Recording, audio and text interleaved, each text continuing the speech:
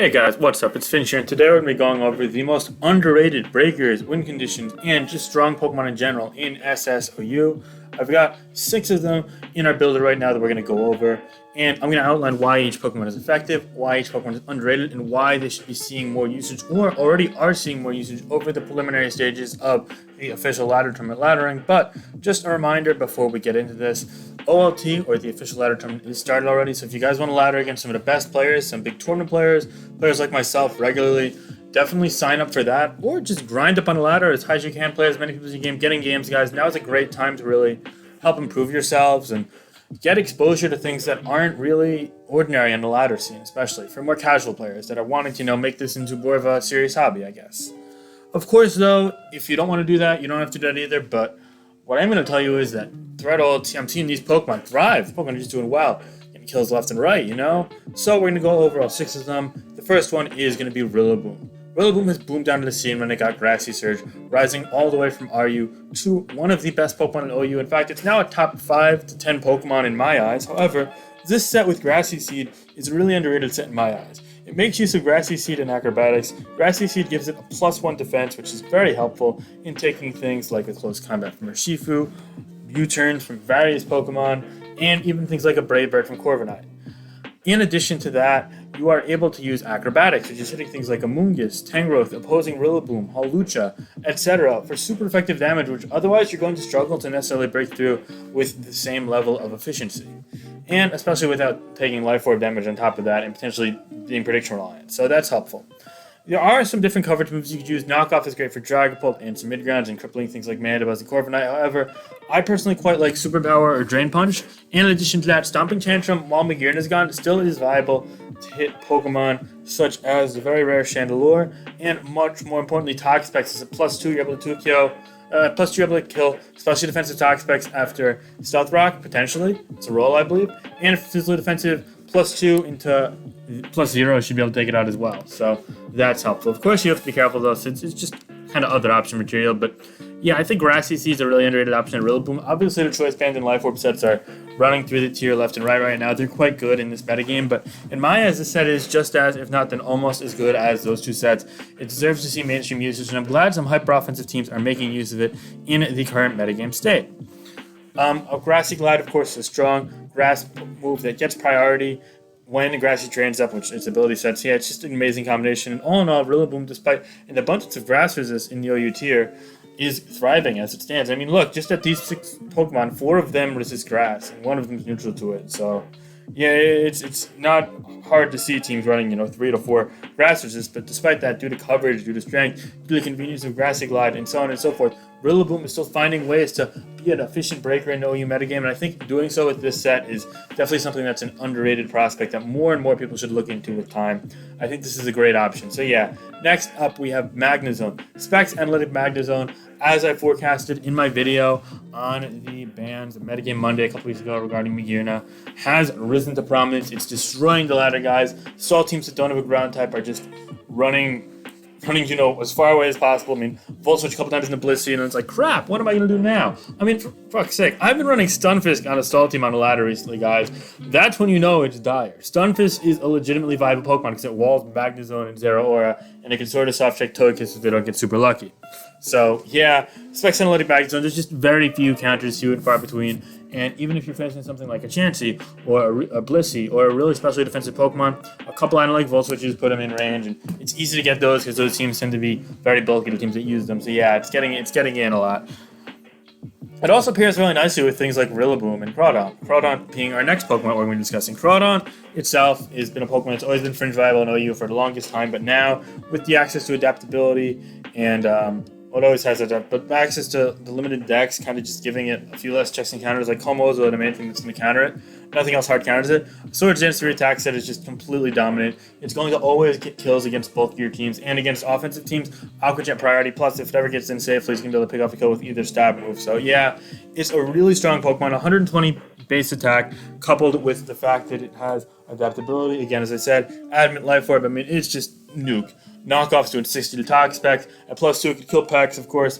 It'll nuke Slowbro, Hippowdon. Even Tangrowth can dive from +2 for Stealth Rock, and Amoonguss as well. It's super strong. Aqua Jet's going to be doing like over half the things like Zero Aura potentially. And not to mention, it's going to be able to function as a revenge killer to things like Volcarona as well, which is really helpful. And last but not least, Crab Hammer is just a nuke to a lot of common stealth rock setters, such as Hippowdon and Rhyperior, which is really helpful as well.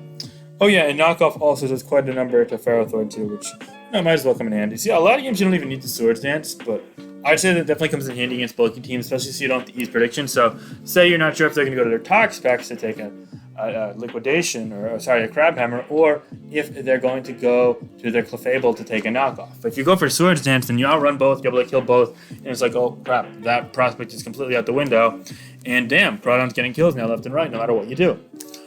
Comes to the point that a lot of Stealth teams are using Ditto just to help revenge kill things like this Troodon and a variety of other Pokemon, which is kind of funny, I'd say, but honestly, that's how these metagame cycles work, especially during tours like OLT. Anyway, the next one is something I've showcased on this channel quite a few times within the last week, and it's Necrozma. Now, you can run Stealth Rock with the Meteor Beam Power Herb, which I'll get to that part in a minute, but I actually prefer Rock Polish on this set. It's actually a cool win condition. You can also run Psyshock over Photon Geyser if you're scared of Blissey/Chansey. But Meteor Beam is a really cool, underrated move, which 120 base power. It does take a charge of turn, but if you give it Power Herb, it's a really great lure to things like Mandibuzz. It's able to take out Volcarona, which is super handy because they can go for the Quiver Dance, and a lot of them are foregoing Bug Buzz for Sub, Roost, Safeguard, etc. So yeah, and you could just really nuke that. It's also cool because if you go into something like a 70% Ardragon, you'll be able to take it out. Yeah.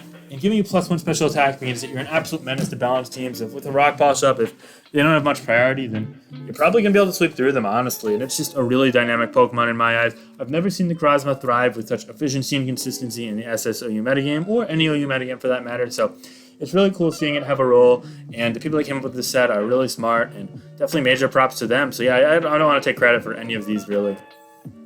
Anyway, next up we have Scizor. Scizor is a Pokemon that I've slept on for a long time. I thought it was pretty poor, but recently with Rillaboom surging and things like Togekiss being as common as ever, something like a Bullet Punch Scizor, which is able to resist attacks for the most part from Rillaboom and revenge kill things like Togekiss, is really good. In fact, it's great on Hyper Offense and it's great against Hyper Offense, and it's just a really anti-meta Pokemon right now, given how confined the metagame is. Even bulky teams might struggle with it if they don't have Haze Toxic, for example. If you're relying on Corviknight to check it, you could Swords Dance Roost all over it. This spread in particular lets you outrun things like Seismitoad, Skarmory, get the knockoff on them, and then you just pump the rest into HP. I don't really view much of a need to run more, but you can technically run more speed to outrun things like Frodon, especially if you're running a move like Bug Bite or Superpower. I just personally like Roost because the Corviknight dynamic and just longevity against bulky teams as well. You're still going to struggle with things like Physically Defensive Toxic that has Haze, but with that said, you're still going to be able to make progress in the long haul if you play it well. I think Scizor is a really underrated Pokemon. It's finally getting the OU usage it deserves, and it's finally carved itself out of niche, because initially it was kind of just like this fringe Pokemon, and some people used it, but it wasn't really great. But nah, Scizor is legit now. It's a really cool option. I definitely would recommend trying it out, especially on offensive teams, for sure. Next up, and lastly, we have Toxtricity. A lot of you guys know that I'm really enthusiastic about the Drain Punch Toxtricity set. I used it a ton on the ladder, and I even used it with Throat Chop and Alive prior to that. I think it's a really dynamic breaker because Drain Punch allows you to take out things like Excadrill, Chansey, and Blissey, which are quite annoying to you. And then Boom Burst is just booming through the remainder of the metagame, much like Rillaboom is booming through the rest of the metagame. And then Overdrive, of course, gives you a nice stab move, which is going to help against things like Mandibuzz, Corviknight, and bulky water types such as Toxapex as well, which can go a long way. The CV spread in particular lets you take out a drill at +1 with the Life Orb Drain Punch, and you still have enough speed to outrun things like Plus Speed Corviknight and Magearna, may she rest in peace. Anyway, yeah, so these are 6 underrated breakers in the SSU metagame in my eyes. Grassy Seed, Acrobatics, Rillaboom, Choice Specs, Analytic, Magnazone, Swords Dance, Life Orb, Proton, Meteor Beam Power Herb, Necrozma, Life Orb, Swords Dance, Scizor, and the Life Orb Mix Shift Gear Toxtricity. Let me know your thoughts on these 6 Pokemon, and what Pokemon do you think are underrated breakers, win conditions, or hard hitters in the SSU metagame. And finally, guys, be sure to like, comment, subscribe. I know this video might be a bit more on the brief side, but I wanted to get out a bit of a metagame analysis video this weekend, and I got a lot of stuff going on between tournaments, OLT, and just other videos I'm focusing on. So definitely stay tuned if you're interested in the Pokemon Platinum Let's Play. We're going to get a party trip this weekend, and if you want OLT stuff, then maybe some on Sunday and Monday, and Metagame Monday is me coming as well. I got a poll in my Discord server, and if you guys are a new Discord server, then click the link below. Guys, we are getting really a lot of people in that server. We got almost 700 people, and it's one of my most lively servers. I love talking to it with my friends every single day. So, yeah. Anyway, thanks so much, everyone, for the support recently. We're getting closer to 5,000 subscribers. In fact, we're at 4.8K, so let's get there. But yeah, be sure to like, comment, subscribe. Have a great day, and peace out, guys. All right, bye.